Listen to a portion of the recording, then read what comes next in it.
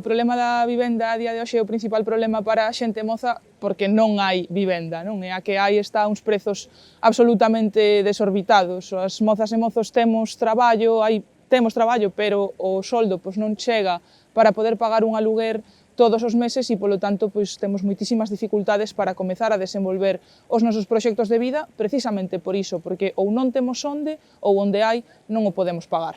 No tema da vivenda na Xunta, o Partido Popular fai como con todo o demais, non? Facer que fai para non facer nada. Esa política de bonos e de axudas que non van realmente a raíz do problema. Aí a última máis significativa é o bono Emancípate, o famoso bono Emancípate, que dan unha axuda non sei de cantos euros para comprar móveis e bens de primeira necesidade para metelos nunha casa que non podes comprar nin alugar. A mí pareceme a máxima expresión do que é o PP á fronte do goberno da Xunta nos últimos 15 anos, neste caso en materia de vivenda, pero tamén con todo o demais. Galiza Nova e o BNG, en materia de vivenda, o que propoñemos é que, bueno, principalmente, se non hai vivenda, que a haxa. E para iso, eu creo que hai dúas cuestións que son principais, non? Construcción de vivenda pública, de vivenda social, e movilización de vivenda baleira que hai neste país. Poder ampliar esa oferta, ese parque de vivenda para pois, paliar ese problema de que se non hai vivenda, que a haxa.